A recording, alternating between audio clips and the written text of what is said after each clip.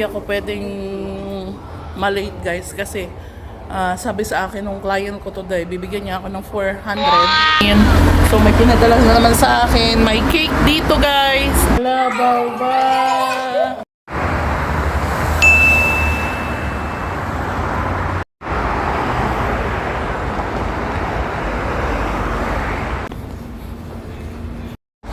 Good morning guys. Ayan. Today is Saturday and papasok tayo sa trabaho. Ngayon ang weather hindi na ganun kalamig guys. Kaya nakamanipis na ako na jacket. Nako guys, kung alam niyo lang hindi nag-alarm yung ano ko, yung cellphone ko.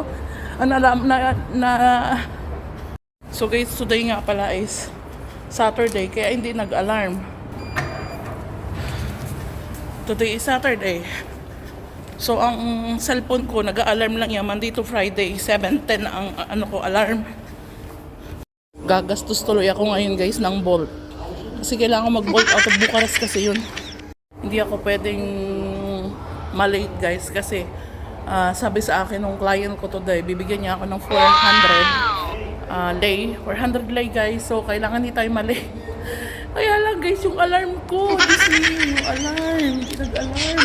Pag-gising ko, 8:45 na.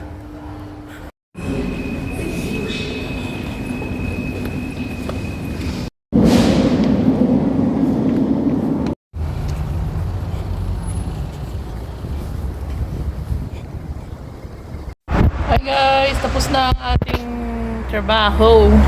Bawi pa lang ako, ayan, 6:30 na, 6 o'clock ang tapos ko. Kaya lang, daming may nagkwento-kwento kami nila ma'am and yung isa doon na Pilipina na stay in. So may pinadala na naman sa akin, may cake dito guys, may biskuit, may saging, ayan. Parang grocery na naman ako. Lagi akong ganun sa mga part-time ko guys, lagi akong binibigyan ng pagkain.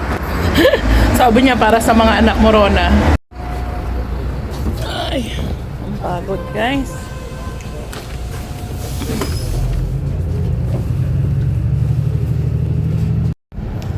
Yung guys, pauwi na tayo. Hinaantay na ako ni Jacob at ni Daniel. Hinahanap na daw ako, sabi ng ama nila. Yung mga bata kasi guys, tinatawagan ko talaga sila kapag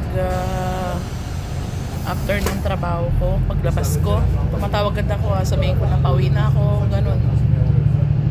Para alam nila na pauwi na ako. So guys, yung binigay ni ma'am, oh, isang karton siya. Ayan, kumuha na ako ng isa kasi nagugutom na ako ba.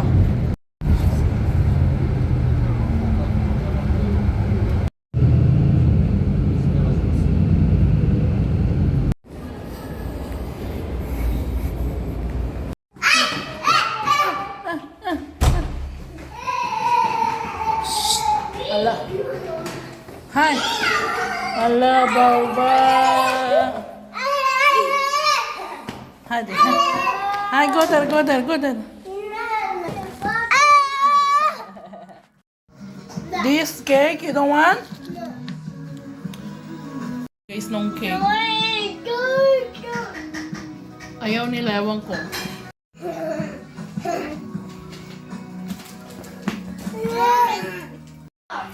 Ito ang niluto ni Petro.